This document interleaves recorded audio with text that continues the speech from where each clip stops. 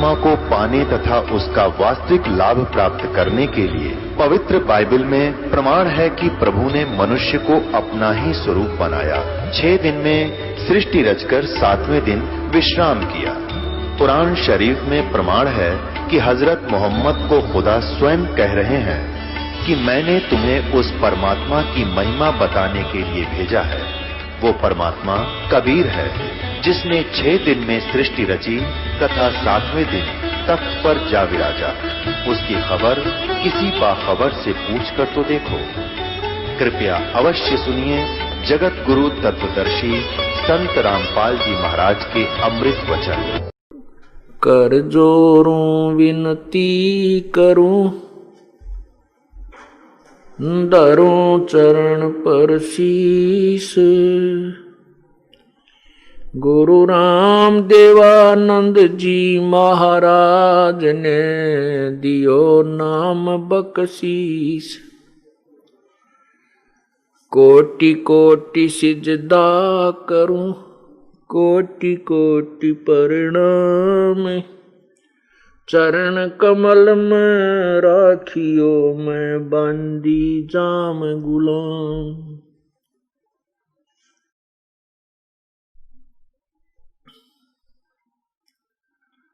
जय इब कै सतगुरु मिले, सब दुख आखूं रोए।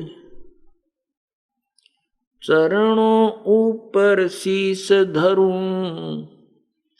कहूं जो कहनी होए। कबीर गुरु जी मिलेंगे, पूछेंगे कुशलात। आद्य अंत की सब कहूं, अपने दिल की बात। गुरु जी तुम ना भूलियो, चाहे लाख लोग मिल जाएं। हमसे तुमको बहुत हैं, तुमसे हमको नहीं। तुमरे विसारे क्या बने, मैं किसकी शरण में जाऊं। शिव विरंच मुनि नारदा, तिनके हृदय न समाऊं। बंदी छोड़ दयाल जी, तुम तक हमारी दौड़े।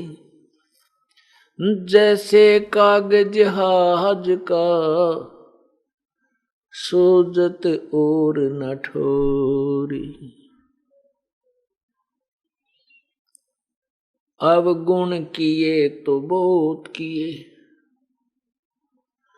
करत न मानी हार। बावे बंदा बख्श दियो, बावे गर्दन उतार। अब गुण मेरे बाप जी, बख्शो गरीब नवाज। जो मैं पूत कपूत हूँ, बहुर पिता को लाज। मैं अपराधी जन्म का, नक्सक भरे विकार। तुम दाता दुख भंजना, मेरी करो संभार। कुत्ता तेरे दरबार का, मोतिया मेरा नाम। गले प्रेम की जेवड़ी, जाखें चो वहां जाऊं मैं। तो करो तो बावड़ू, दूर दूर करो तो जाऊं। जो राखो तो ही रहूं, जो देव सो खाऊं।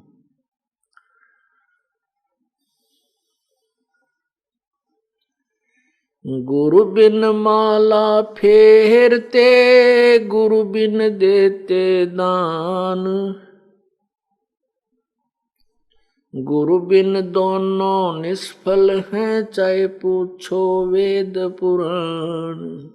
गुरु गोविंद दोनों खड़े, किसके लागू पाए। बलिहारी गुरु अपना, जिन गोविंद दियो मिलाए। कबीर हरि जय रूठ जा, गुरु की शरण में जावे। कहें कबीर गुरु रूठ गए, तो हरि ना होत सहाय।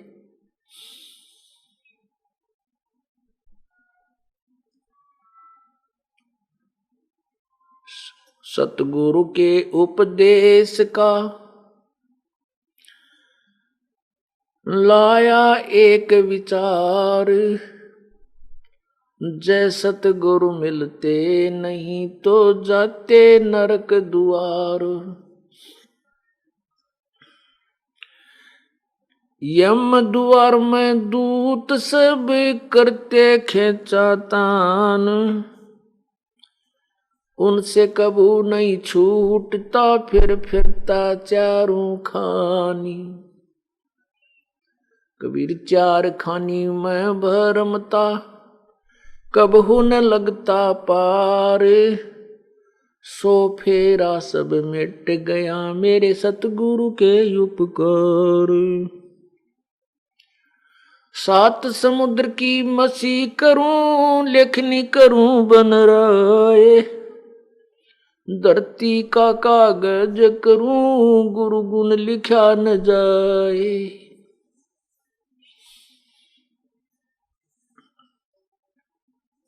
गुरु बड़े गोविंद से,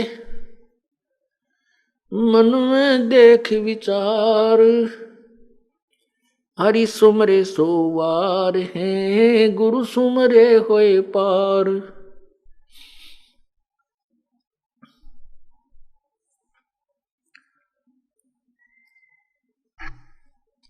हरि सेवा युग चार है, गुरु सेवा पल एक। तास 75 नहीं तुले, सतगुरु संतों करो विवेक। परम पिता परमात्मा सारी सृष्टि के रचनहार, सर्व ब्रह्मांडों के कंट्रोलर, संचालक कबीर देव कबीर प्रभु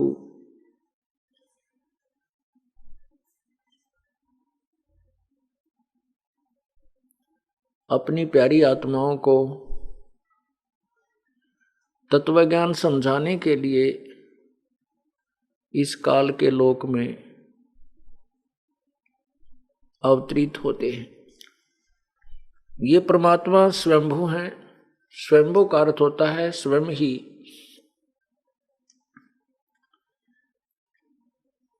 जिसका कोई जन्मदाता ना हो, जिसका कोई माता पिता ना हो, वह स्वयंभू परमात्मा होते हैं। ये कबीर परमात्मा स्वयंभू है, परिभू। परिभू का अर्थ होता है सबसे पहले परमात्मा। यजुर्वेद अध्याय नंबर 40 के मंत्र 8 में इसी परमेश्वर के विषय में बताया है। कबीर मनीषी शुक्रम शुक्रम अकायम स्नाविरम अबिंदम। परिभू स्वयंभू व्यवधाता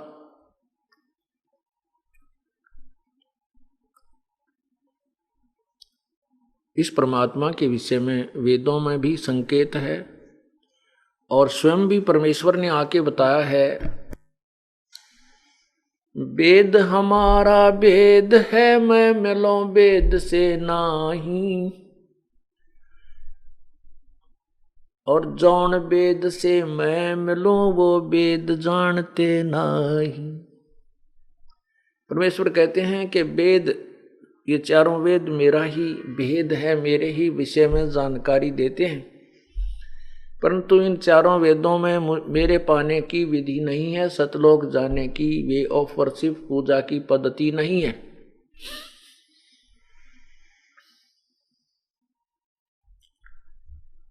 वो परमात्मा कबीर भगवान चारों युगों में स्वयं प्रकट होते हैं, जिसमें वो यहाँ पृथ्वी पर यानी काल के लोक में 21 ब्रह्मांडों में आते हैं।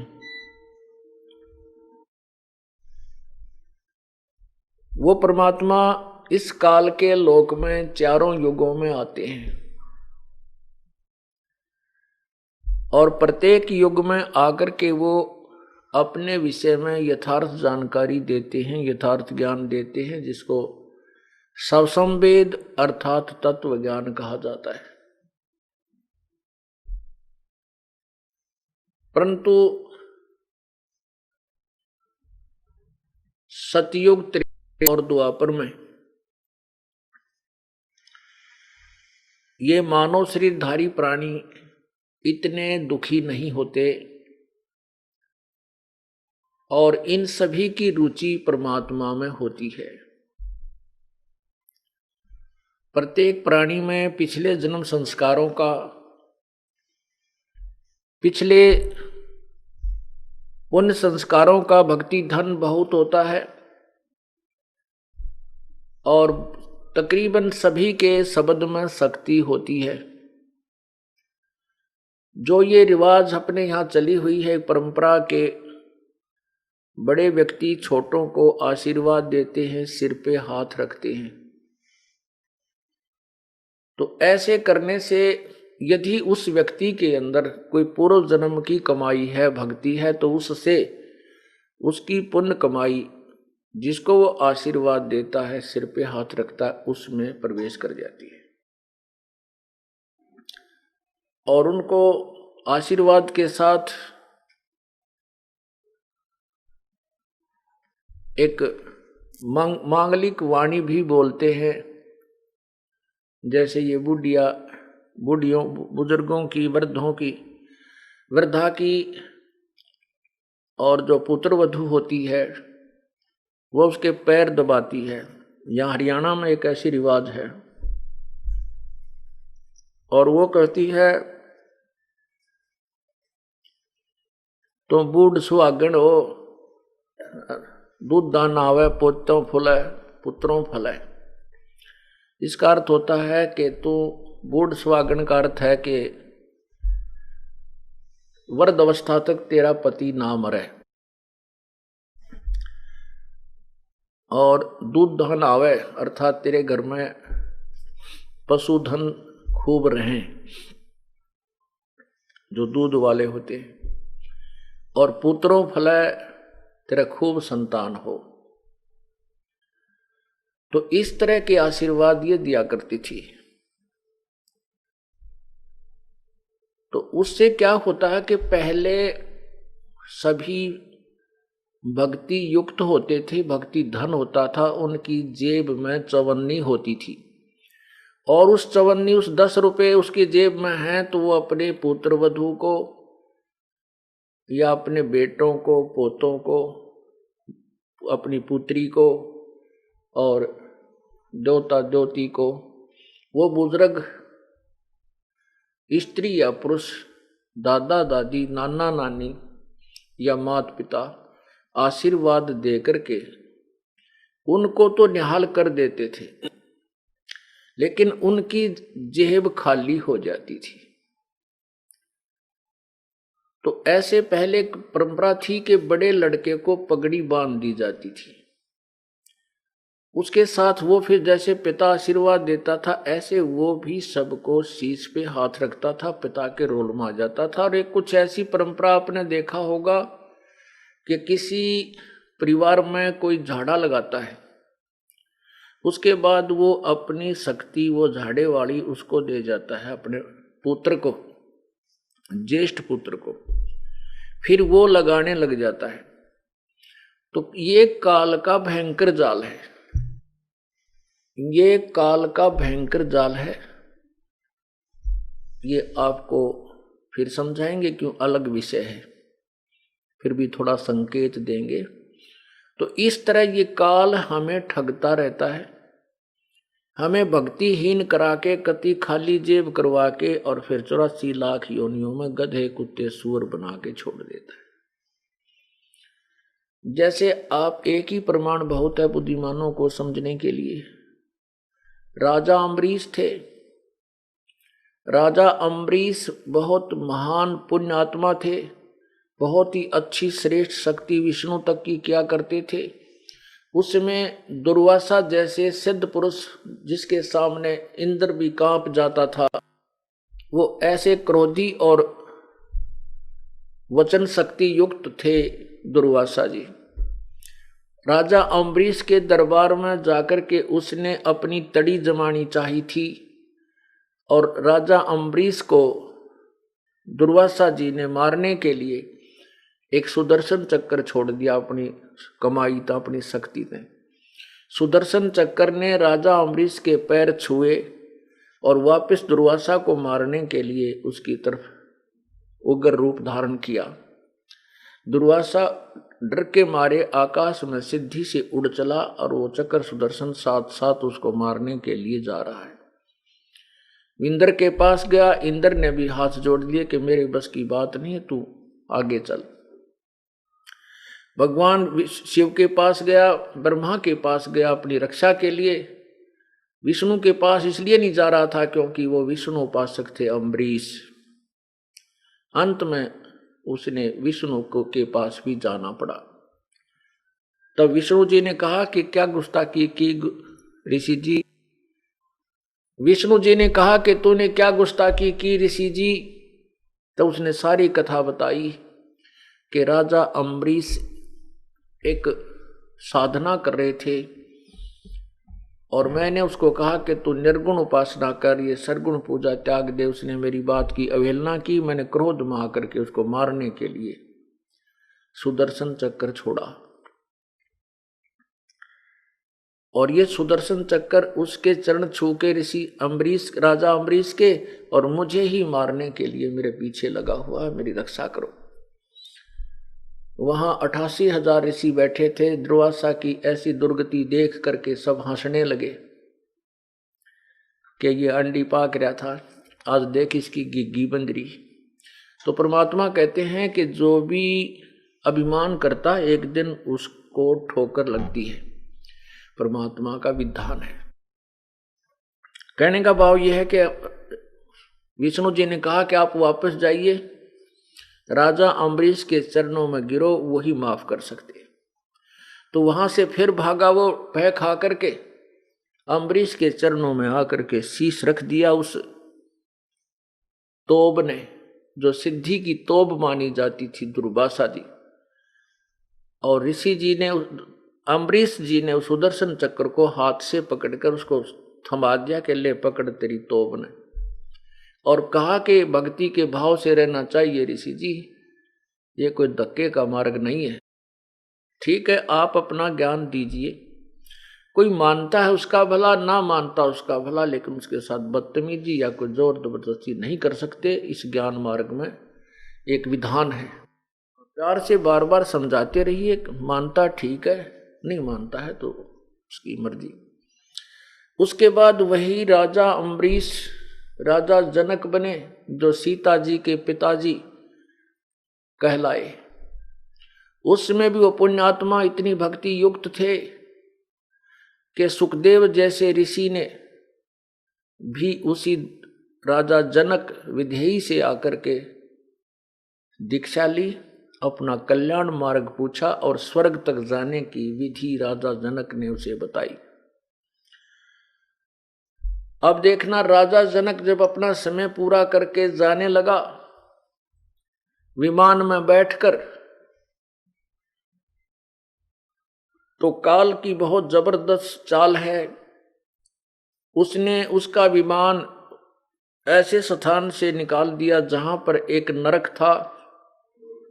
उस नरक में 12 करोड़ आत्माएं, अपना जीव प्राणी अपना कर्म का दंड भोग रहे थे और बुरी तरह हाहाकार मचा हुआ था। अब साधु संत भगत के अंदर दया बहुत होती है, लेकिन उस दया का भी हम दुरुपयोग कर जाते हैं। ये भी हमारे लिए एक बहुत हानि होती है। अब उसने देखा कि यहां बहुत बुरी तरह चिल्ला रहे हैं, एक दारुण आवाज आ रही है। राजा ने कहा अपने विमान चालकों को कि भाई पार्ख दो, अर्थात परमात्मा के जो दूत हो तुम इस विमान को रोको। विमान रोक दिया गया। पूछा कि ये ऐसी करुणा में आवाज कहां से आ रही है, यहां किसको क्या तकलीफ है, कृपया पता करो, मुझे बताओ। तो उन देवदूतों ने बताया कि यहां पर एक नरक है राजन, और उसमें सभी प्राणी अपने किए हुए पाप कर्मों का दंड भोग रहे हैं, जिस कारण से वो चिल्ला रहे हैं, उनको यातनाएं दी जा रही हैं। राजा ने कहा कि इनको सभी को छोड़ दो, इनको इस यातना मत दो और नरक से निकाल दो। वो देवदूतों ने कहा कि राजन, यहां पर आपका हुक्म नहीं चलता, यहां पर धर्मराज का हुक्म चलता है। धर्मराय की आज्ञा से सब कुछ यहां हो रहा है। एक न्यायाधीश है यहां का, प्रत्येक ब्रह्मांड में चीफ जस्टिस। तो राजा ने कहा कि उस न्यायाधीश से मेरी बात कराओ। धर्मराज आया, उसने कहा कि राजन आप चलिए अपने लोग, आप स्वर्ग चलिए, और ये तो नरक है, जिसने जैसा कर्म किया है उसका दंड ये भोग रहे हैं। राजा ने कहा कि मेरे से इनका दुख नहीं देखा जाता, कृपा इनको छोड़ दीजिए। धर्मराज ने कहा कि मैं ऐसा नहीं कर सकता, परमात्मा का विधान है, इनको नहीं छोड़ा जा सकता। राजा ने कहा कि मुझे भी यहीं छोड़ दीजिए, मैं भी इन्हीं के पास रहूंगा, आगे नहीं जाऊंगा। धर्मराज ने कहा कि ऐसा भी नहीं हो सकता। अब राजा की ज्यादा जिद देखकर, हठ को देख करके धर्मराज ने एक विकल्प निकाला कि एक काम हो सकता है राजन, कि आप अपने पुण्य कमाई को इन्हें संकल्प कर दो, जितनी तुम इच्छा करते हो, उस पुण्यों के आधार से हम इसको निकाल सकता हूं, और मेरे पास कोई विकल्प नहीं है। अब भावनावश बह करके, काल प्रेरित होकर के राजा जनक ने कहा कि मैं अपनी आधी पुण्य कमाई इन्हें संकल्प करता हूं। अब देख कालबली की चाल है। राजा जनक को झाड़ दिया, आधा खाली करवा दिया, जो सारे जीवन में उसने पुण्य, यज्ञ, हवन, दान किए थे। धर्मराज ने उन सभी को उन्हीं के सामने विमान में बैठाया अलग से, और स्वर्ग भेज दिया। तब राजा जनक अर्थात अम्बरीश वाली आत्मा स्वयं भी स्वर्ग चली गई। स्वर्ग में अपने पुण्यों को समाप्त करके वही पुण्यात्मा फिर दोबारा ना जाने कितनी तो 84 लाख योनियों में गई होगी। उसके बाद फिर वो श्री नानक जी बने। नानक जी के रूप में श्री कालूराम मेहता जी के घर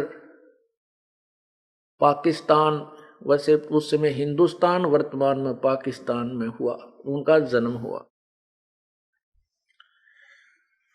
राजा जनक और राजा अम्बरीश रूप में उसी आत्मा के सामने हजारों लाखों सैनिक नौकर होते थे, और अपने पुण्यों को इस काल के जाल में फंस करके, बर्बाद करके, नष्ट करके वही पुण्यात्मा स्वयं एक नवाब के यहाँ सुल्तानपुर में नौकर लगे। उस प्यारी आत्मा को फिर परमात्मा आकर मिले। पूर्ण परमात्मा कहते हैं, जो जन हमारी शरण है, ताका हूं मैं दासे, गेल गेल लाग्या फिरूं, जब तक धरती आकाशे। परमात्मा कहते हैं कि जो हमारी शरण है उसका मैं दास हूं। जैसे श्री नानक देव जी, गुरु नानक देव जी ये किसी समय किसी जन्म में परमात्मा के चरणों में रहें। जैसे आप पुण्यात्मा आज हैं, आप कभी 600 वर्ष पहले परमात्मा आए थे तब भी उनके चरणों में रहे हो, तभी आपको शीघ्र ग्रहण किया जा रहा है, क्योंकि उस समय 64 लाख से सोए थे। वो 64 लाख तो अति शीघ्र परमात्मा के चरणों में आएंगे ही आएंगे, और बाकी जो नए आएंगे उन पे भी फिर सतभक्ति की कलम चढ़ाई जाएगी। तो ऐसे वही पुण्यात्मा किसी जन्म में परमात्मा के शरण में रह करके सतभक्ति की हुई थी। उस सतभक्ति के आधार से वो राजा बने, फिर राजा बने, और साथ में जो भक्ति धन था वो तो उनका साथ रहा। उसको तो काल फिर दोबारा उसको बर्बाद करवा देता भक्ति धन को। अभी तो वो पुण्य जो उसके दान धर्म के पुण्य थे वो स्वर्ग में समाप्त करवा दिए। उससे पहले प्रभु ने आकर के उस प्यारी आत्मा को स्वयं संभाला, कबीर भगवान ने, और उनको मोक्ष अधिकारी बनाया। अब जो प्रसंग चल रहा है हम उसी पर रिटर्न करते हैं, वापस आते हैं कि सतयुग त्रेता द्वापर में सभी पुण्यात्माएं होती हैं, उनके पास सतयुग में सबसे ज्यादा भक्ति धन होता है, लाखों वर्ष की आयु होती है, बहुत सुदृढ़ शरीर होता है, और उसमें सतयुग के अंदर स्त्री विधवा नहीं होती, पिता से पहले पुत्र नहीं मरता। ये विशेषकर एक आध एग्जाम्पल को छोड़ करके अधिकतर ऐसा उस समय सभी पुण्यात्माओं का संस्कार होता है। उन्हीं पुण्यात्माओं को सतयुग में जन्म दिया जाता है। फिर उनकी इतनी कमाई होती है, फिर त्रेता में भी वही आते हैं, अन्य भी आते हैं और वो भी आते हैं। फिर कुछ कमाई तो उन्होंने सतयुग में समाप्त की, फिर स्वर्ग चले गए, कुछ दान पुण्य किया, फिर त्रेता में फिर जन्म हुआ, तो फिर वहाँ अपनी कमाई को नष्ट किया। जैसे आपको बताया जा रहा है कि ये सिर पे हाथ रखना और आशीर्वाद देना उसी समय से प्रचलित है। और इससे क्या होता है कि जैसे आशीर्वाद अब भी देती हैं बुजुर्ग, बुढ़िया, बूढ़े बुजुर्ग अब भी आशीर्वाद देते हैं, लेकिन अब तो वो खाली टूटी हैं। जैसे नल होते हैं, खाली नल हो और उसको ऑन करके नीचे कोई बाल्टी लगा हुआ है, उसमें जल पीछे कनेक्टेड नहीं रहा है, खाली नहीं है टैंकी, तो वो खुला है लेकिन उसमें जल नहीं आ रहा, और जल है तो वो जल निकल आता है। तो पहले भक्ति रूपी जल सभी में होता था, और वो अपनी टूटी खोल करके दूसरों को भर दिया करते थे, स्वयं खाली होकर चले गए, 84 लाख योनियों में चले गए। तो अब हमने थोड़ा सा ये भी सावधान होना है। परमात्मा कहते हैं खाले पीले विलसले रे हंसा। परमात्मा कहते हैं कि छोड़ दे पिछलों की रीत, पिछलों की रीत को छोड़ना पड़ेगा। जो पहले हम करते थे उन सभी को त्यागना पड़ेगा, क्योंकि वो शास्त्र विरुद्ध थी और हमें अब हानि करते थे। हम आशीर्वाद देते हैं, सिर पे हाथ रखते हैं, तो हमारी जो पुण्य होंगे तो उसमें प्रवेश कर जाएंगे और हमारी उतनी ही जेब खाली हो जाएगी। तो इसलिए ये भी हमने सतलोक चलने के लिए, क्योंकि हम बिल्कुल पुण्यहीन हैं और अपने पुण्यों को सुरक्षित रखने के लिए ऐसा भी नहीं करना है। अब क्या समस्या आती है कि जैसे हमारी बेटियां हैं जो जिन्होंने उपदेश ले रखा है, वो कहीं ऐसे परिवार में उनका विवाह होता है कि वो उपदेशी नहीं है, तो वो कहते हैं कि हमने बुजुर्गों के पैर छूने पड़ते हैं, नहीं तो एक लोक वेद के आधार से हम निंदनीय हो जाते हैं, दुनिया बात बनाती है। उनके लिए हम प्रार्थना करते हैं कि आप चरण छू सकते हो, लेकिन अपने चरण नहीं छुआना। क्योंकि हम चरण छुएंगे तो उससे कुछ ना कुछ लेंगे। मतलब हमारा वहां चरण छूने का उद्देश्य ये ना होना चाहिए कि ये मुझे कुछ दान दे या मुझे कोई आशीर्वाद दे, ऐसी भावना नहीं होनी चाहिए। केवल एक रिवाज है तो हम उनके चरण छुएं भी, दुख दर्द हो जावे बूढ़े बुजुर्ग जवान के, पैर दबावें भी, कमर भी दबावें, सिर भी दबावें, मालिश करें, नवावें, ऐसी कोई वो दोष नहीं है। भक्तिहीनता या नाम नहीं खंड होता। नाम खंड उसका होगा जैसे आप किसी वृद्धावर्ध के पैर दबा रहे हो और वो आशीर्वाद दे रही है, बांटे जाएगी। आपको पता है ये खाली टूटी है, इसमें कुछ नहीं है, या वो में बांडा है, इसके पल्ले कुछ नहीं है। वो कहती रहेगी अपने काना पे कटाड़े और स्वयं अपने पैरों को नहीं छुआवे, चाहे फिर वो क्योंकि बड़े भी हो गए। और ऐसे भी उपदेशी हैं जिनके बच्चों लड़कों का विवाह होता है, पुत्र वधू भी आती हैं, वो चरण छूने की चेष्टा करती हैं, तो चरण जितने वो झुके उनका आदर भी अनादर नहीं करे, वो चरण छूने की चेष्टा करें। आप भी उतना ही झुक के उसके हाथ पकड़ ले और सीने से लगा ले, आ मेरी बेटी। बस सबसे प्यार अच्छा और ये बेस्ट मेथड है। तो इस प्रकार अपने चरण नहीं छुआने हैं और किसी दूसरे का जैसे बुजुर्ग का सत्कार करने में पाप नहीं, ना कोई नामखंड नहीं होता। लेकिन उद्देश्य ये ना हो कि मैं इसके चरण छूं, ये मुझे आशीर्वाद दे, मुझे कुछ प्राप्ति हो पुत्र की या धन की, फिर नामखंड होगा। तो हमने किसी को सिर पे हाथ नहीं रखना, आशीर्वाद नहीं देना, ये हमारे फॉल पॉइंट हैं। ये हमें भक्तिहीन करने के काल के जाल और रिवाज है। इनको ऐसे तरीके से हमें एक बीच का रास्ता निकालना है कि सांप भी मर जाए, ये रिवाजें भी बंद हों और लाठी भी ना टूटे, हमारा नाम भी खंड ना हो। तो उसके लिए ये नहीं है कि किसी बुजुर्ग या बीमार हो जाता खूब पैर दबावे, उसकी मालिश करे, सिर की करे, शेक करे, जो भी कोई सेवा करनी है कि खूब करो। एक औपचारिकता या किसी दूसरे कारण से नहीं करना चाहिए। तो ऐसे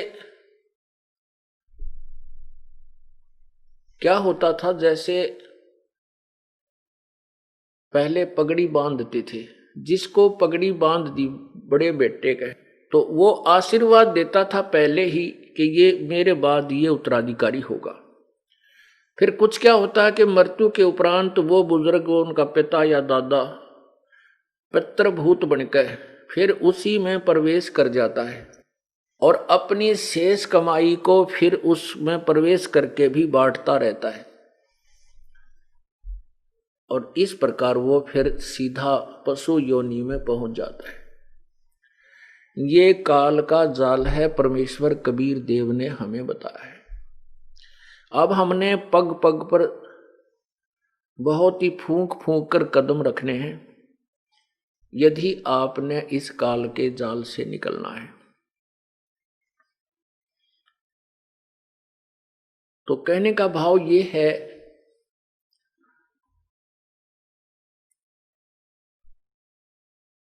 कबीर परमेश्वर चारों युगों में आते हैं। सतयुग में जब आए थे तो उनका नाम सत सुकृत था और परमात्मा अपने तत्व ज्ञान को समझाया करते थे, सुनाया करते थे, कबीर वाणी से, कबीर गिर से। उस समय के ऋषि महर्षि, सतयुग के जो ऋषि महर्षि कहलाते थे, मनु जैसे, वशिष्ठ जैसे, उनके साथ परमात्मा ने खूब गोष्ठी की, उनके साथ ज्ञान चर्चा की, लेकिन उनके पास कोई जवाब नहीं था। उन्होंने ब्रह्मा जी के द्वारा बताया गया लोकवेद विपरीत ज्ञान सुना हुआ था, जैसा कि आप पुराणों में सुनते हो, पढ़ते हो। परमात्मा साकार है, वो सह शरीर है, लेकिन वो ऋषि और महर्षि कहा करते थे प्रभु निराकार है। समाधि दशा में केवल उसका प्रकाश ही देखने को मिलता है। कबीर परमेश्वर कहा करते थे, ऋषिवर आप एक तरफ तो कह रहे हो परमात्मा निराकार है, और फिर कहते हो परमात्मा का प्रकाश ही देखा जा सकता है। एक तरफ कहें कि सूर्य निराकार है, केवल सूर्य का प्रकाश ही देखा जा सकता है, तो सूर्य के बिना प्रकाश किसका होगा? जब सूर्य निराकार है, वो है ही नहीं, विजिबल ही नहीं है, तो प्रकाश कैसे देखा आपने उसका? इसी प्रकार आप कहते हो परमात्मा का प्रकाश देखा जा सकता है, तो प्रकाश परमात्मा का है तो परमात्मा साकार है। जैसे सूर्य का प्रकाश देखा है तो सूर्य साकार है। डिवाइन लाइट देखी है, ट्यूब लाइट देखी है, ट्यूब लाइट देखी है तो ट्यूब साकार है, उसकी रोशनी देखी है। डिवाइन लाइट देखी है तो देवी प्रकाश, तो देव है, उस देव से ही प्रकाश है। आपकी रोंग थ्योरी है। अब परमात्मा कहते हैं निरंजन धन तेरा दरबार, निरंजन धन तेरा दरबार, जहां पर तनिक ना न्याय विचार, जहां पर तनिक ना न्याय विचार। कह कबीर सुनो भई साधो, सब उल्टा व्यवहार। कह कबीर सुनो भई साधो, सब उल्टा व्यवहार। सच्चों को तो ये झूठ बतावे, इन झूठों का एतबार। निरंजन धन तेरा दरबार, निरंजन धन तेरा दरबार। अब परमात्मा सच्ची कहा करते थे, और वो मनु जैसे ऋषि जो महर्षि कहलाते थे, वो परमात्मा के द्वारा दिए गए उस सच्चे ज्ञान को स्वीकार ना करके अपनी ही अधूरी और इनकम्प्लीट थ्योरी के आधार पर, अनुभवहीनता के आधार पर परमात्मा को निराकार ही कहते रहे, और कबीर परमेश्वर को उल्टा ज्ञान कहने वाला, उल्टा बोलने वाला वामदेव नाम धर दिया, वामदेव नाम रख दिया।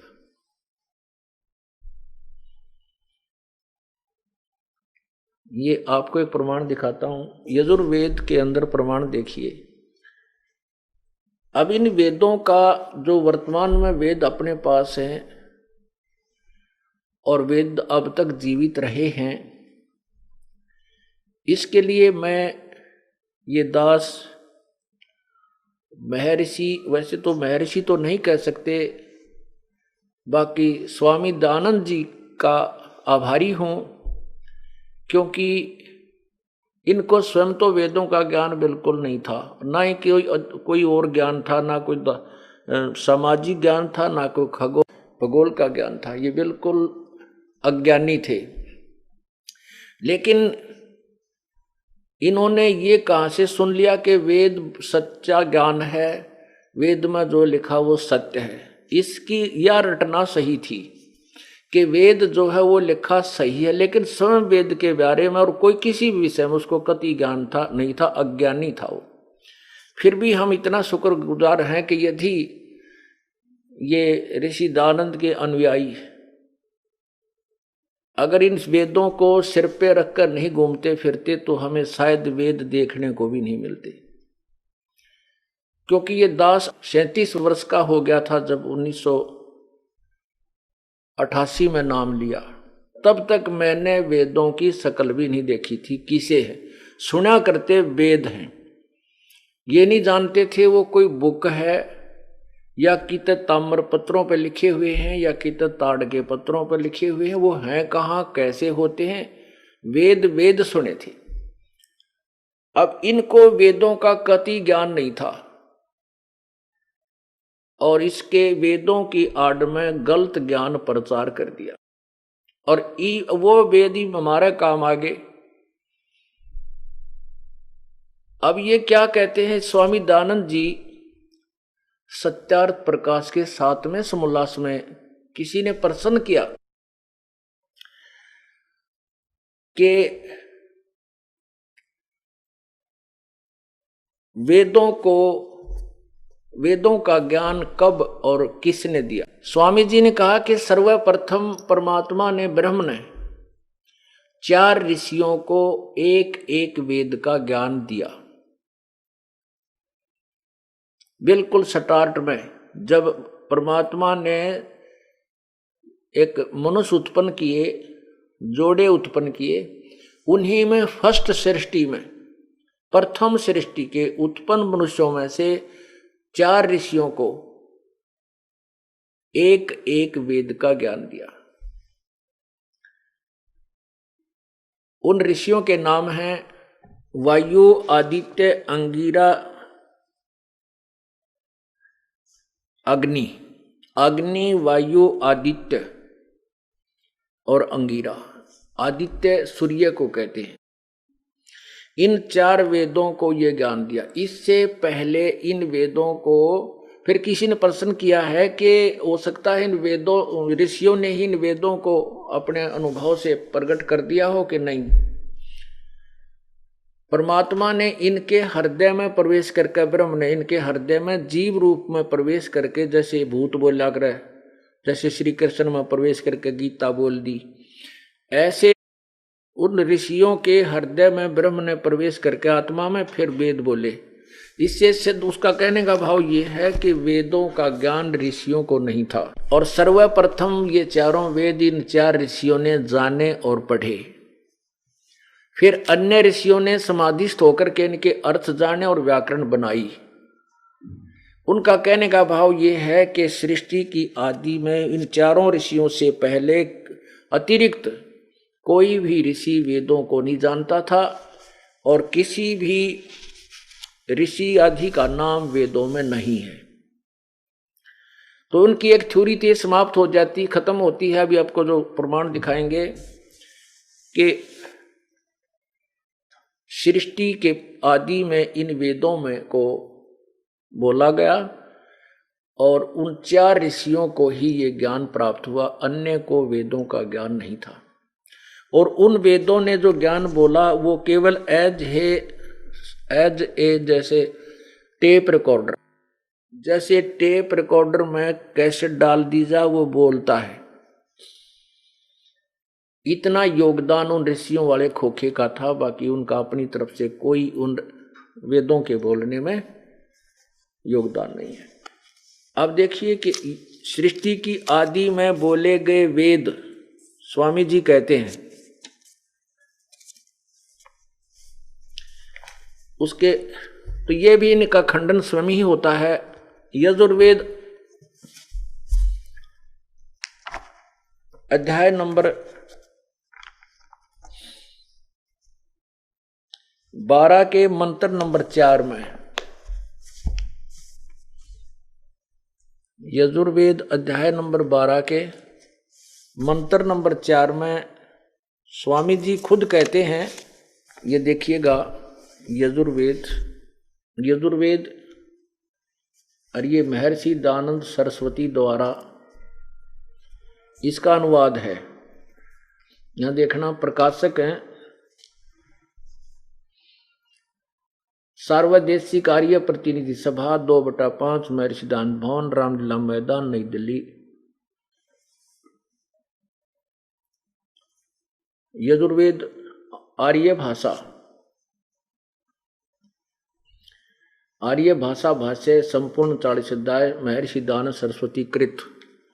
स्वामी दयानंद जी ने इन वेदों का अनुवाद किया। अब देखना, ये इसके 12वें अध्याय में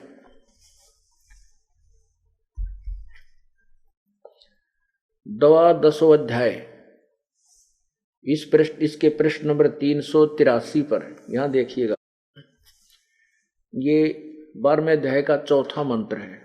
अनुवाद किया है, हे विद्वान, जिस कारण आपका 3 कर्म उपासना और ज्ञान से युक्त दुखों का जिससे नाश हो, गायत्री छंद से कहे विज्ञान रूप अर्थ, नेत्र, बड़े बड़े रथों के सहाय से दुखों को छुड़ाने वाले इधर उधर से के अव्यय स्तुति के योग्य ऋग्वेद आत्मा अपना स्वरूप उष्णिक आदि छंद कान आदि अंग। अब यहां देखना यजुर्वेद के मंत्र नाम ग्रहण करने और छोड़ने योग्य व्यवहारों को के योग्य वामदेव ऋषि ने जाने व पढ़ाए।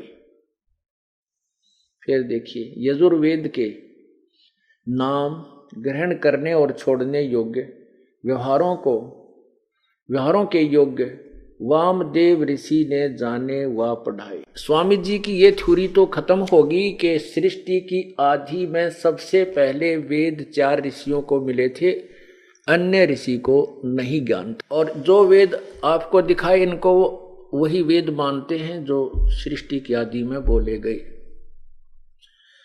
यह सिद्ध हो गया कि इसमें स्पष्ट स्वयं लिख रहे हैं कि वेदों के वास्तविक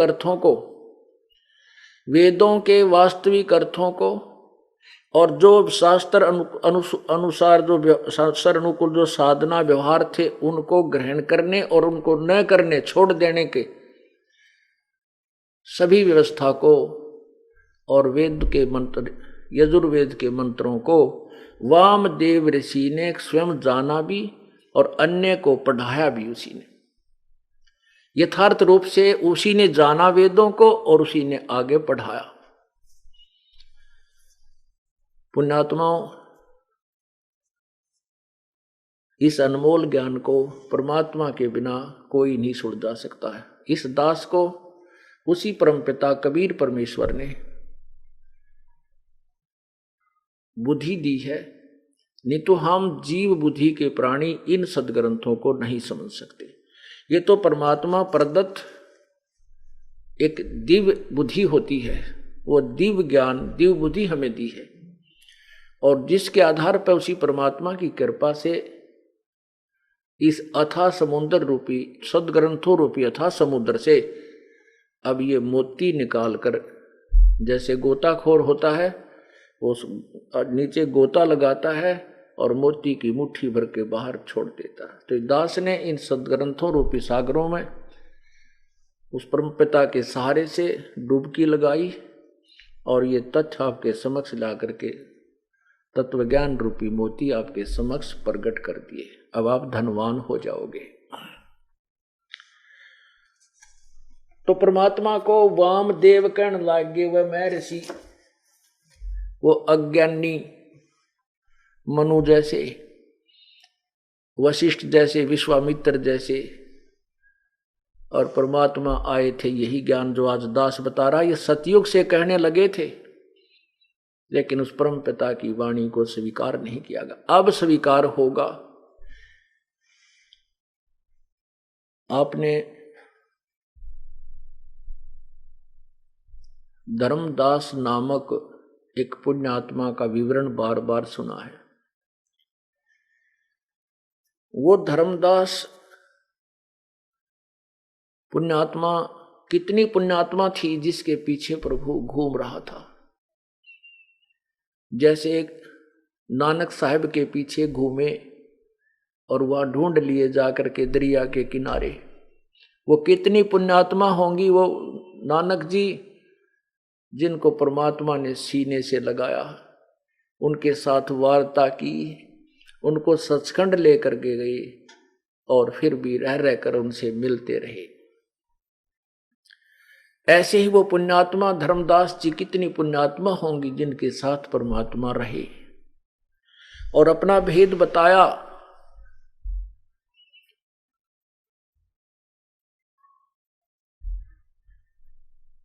धर्मदास जी एक वैश्य कुल में जन्म था। जैसे 4 वर्ण होते हैं, 4 कुल होते हैं, जैसे ब्राह्मण, क्षत्रिय, वैश्य और शूद्र। तो उनका वैश्य कुल में अर्थात व्यापारी वर्ग में उनका जन्म था। और उनके धर्मदास जी के पूर्वज माता, पिता, दादा परदादा इतने धनी थे कि उनके पास बहुत ही ज्यादा धन था।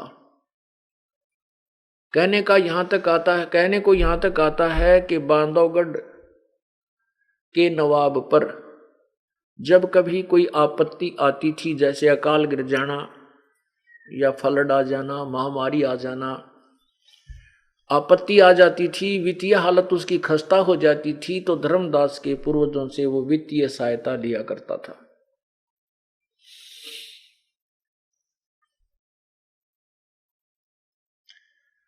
इतना धन और इतनी पुण्यात्मा होते, इतना धन होकर के भी फिर प्रभु की चाह थी उस पुण्यात्मा में,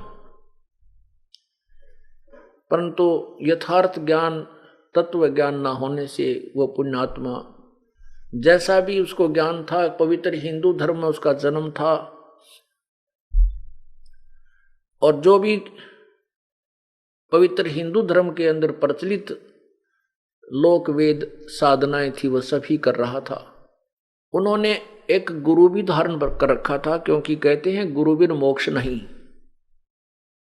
गुरु के बिना कल्याण नहीं।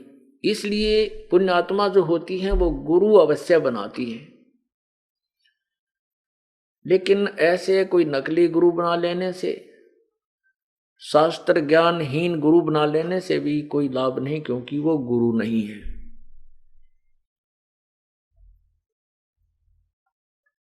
फिर भी जो आपको ज्ञान बताना चाहते हैं उसके लिए कथा सुनाई जाती है, उस कथा से फिर निष्कर्ष निकलता है, फिर हम इस तत्व ज्ञान से परिचित हो पाते हैं। धर्मदास जी ने एक रूपदास नाम के वैष्णव साधु से उपदेश प्राप्त था, नाम ले रखा था। रूपदास जी वैष्णव परंपरा के साधु थे। विष्णु जी को सर्वशक्तिमान, सर्वेश्वर, मृत्युंजय, सर्वशक्तिमान, सबके रचयिता मानते थे। रूपदास जी ने उस प्यारी आत्मा धर्मदास जी से को आदेश दिया हुआ था कि बेटा एकादशी का व्रत किया कर, नित्य गीता का पाठ किया कर, एक अध्याय आधा अध्याय जैसा तेरे से पाठ हो प्रतिदिन इसका पाठ किया कर, और धर्म भंडारे किया कर, धर्म यज्ञ किया कर, भंडारा किया कर। और बेटा यदि तीर्थ भ्रमण कर सके तो बहुत ही पुण्य होता है, सर्व पाप नष्ट हो जाते हैं। उस तीर्थ के पाप धर्म, उस तीर्थ पर जाने से ये लाभ है, उस तीर्थ पर जाने से ये लाभ है, जैसा भी विष्णु पुराण में लिखा हुआ वो सारा सुना रखा था।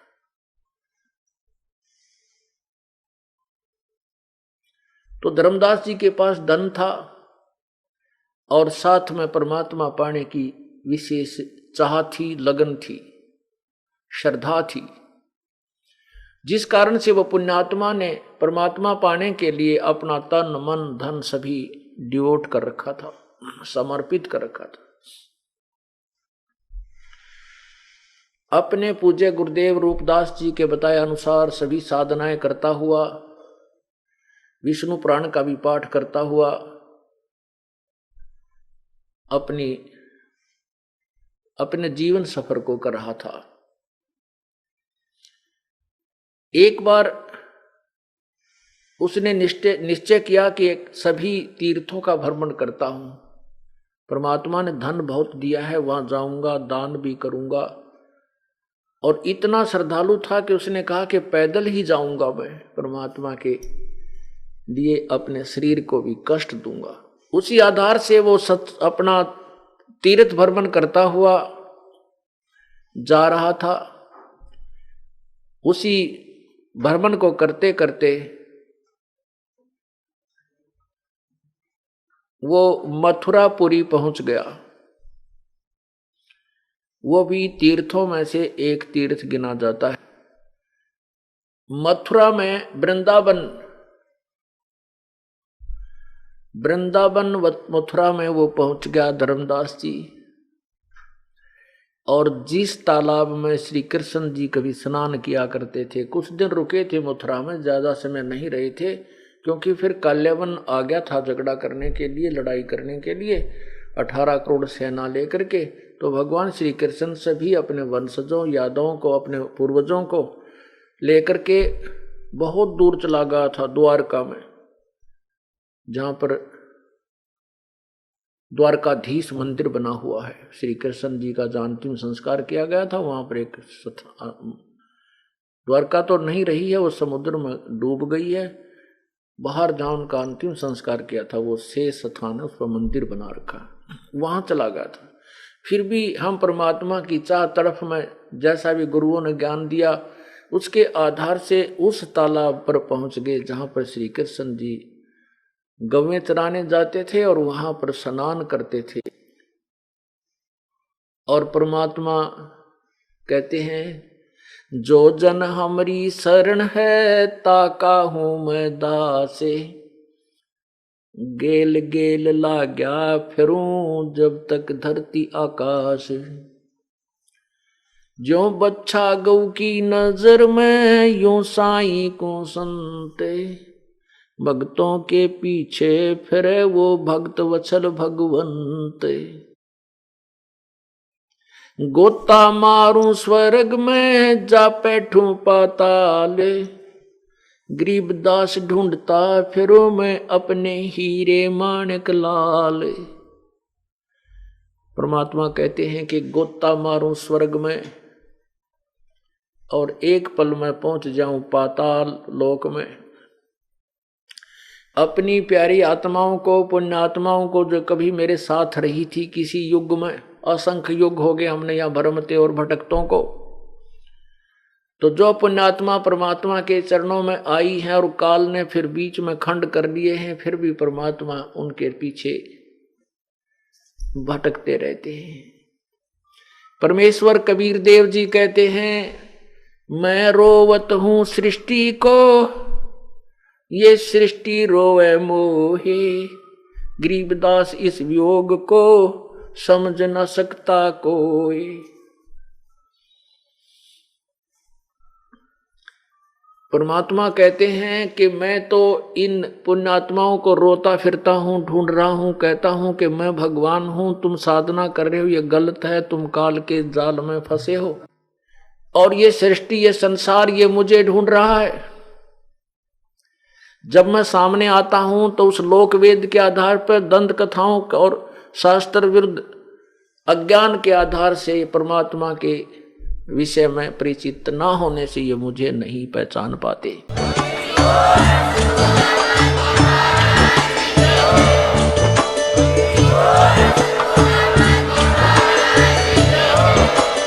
आप सुन रहे थे जगत गुरु तत्वदर्शी संत रामपाल जी महाराज जी के मंगल प्रवचन। अधिक जानकारी के लिए विजिट कीजिए हमारी वेबसाइट www.jagatgururampalji.org। संत रामपाल जी महाराज जी के शुभ आशीर्वाद से पूरे विश्व भर में 500 से भी ज्यादा नाम दीक्षा केंद्र हैं, जिन पर संत रामपाल जी महाराज जी द्वारा ऑनलाइन निशुल्क नाम दीक्षा दी जा रही है। अपने नजदीकी नाम दीक्षा केंद्र का पता करने के लिए संपर्क करें 8222880541।